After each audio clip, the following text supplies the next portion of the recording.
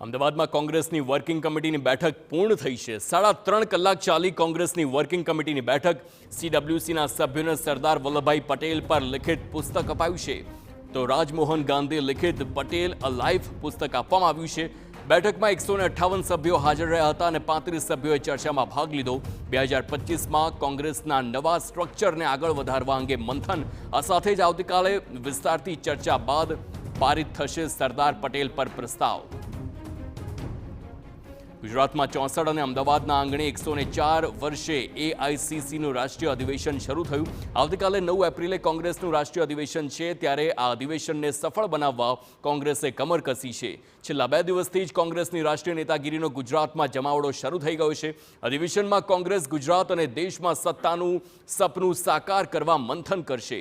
અમદાવાદના આંગણે યોજાયેલા અધિવેશનમાં કોંગ્રેસના 210 જેટલા રાષ્ટ્રીય નેતાઓ અને સરદાર સ્મારકના પ્રાંગણમાં મંથન કરી રહ્યા હતા। સૂત્રોનું માનીએ તો 2027ની ગુજરાત વિધાનસભાની ચૂંટણીને જીતવાનો એક્શન પ્લાન આ અધિવેશનમાં તૈયાર કરાશે।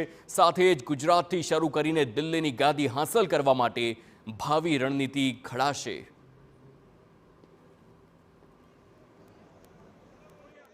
सर, क्या कुछ मतलब सीडब्ल्यूसी में हुआ है और नया बदलाव क्या कुछ आ सकता है? सीडब्ल्यूसी में सारी चीज़ों पे बात हुई, जिसमें विदेश नीति पे, राजनीतिक स्थिति परिस्थिति क्या है, देश की अर्थव्यवस्था का हाल क्या है, अमेरिका ने किस तरह से टैरिफ लगा के हमारा नुकसान किया, शेयर बाजार किस तरह गिर रहा, सारे लोगों पे सबने अपने विचार व्यक्त किए और संगठन को आगे कैसे मजबूत किया जाए।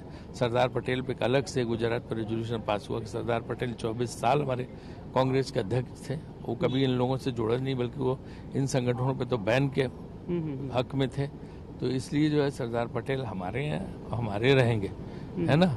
और हम किस तरह से गांधी और पटेल की धरती पे कार्यक्रम शुरू कर रहे हैं, तो हम गुजरात में भी कांग्रेस मजबूत करेंगे, पूरे देश में भी कांग्रेस को मजबूत करेंगे और कैसे ये जो आर्थिक स्थिति सब खराब हुई इनको कैसे सुधारा जाए, ये सब पे चर्चा हुई। क्योंकि संगठन और खास करके इलेक्शन मैनेजमेंट को लेके कोई कमेटी या फिर रिजोल्यूशन? इलेक्शन मैनेजमेंट तो कमेटी उदयपुर सम्मेलन में पास हो चुकी थी, तो वो तो बननी है, लेकिन इसके पहले हम गुजरात में अपनी धरती को और मजबूत करने की कोशिश कर रहे हैं। ठीक है, चलो।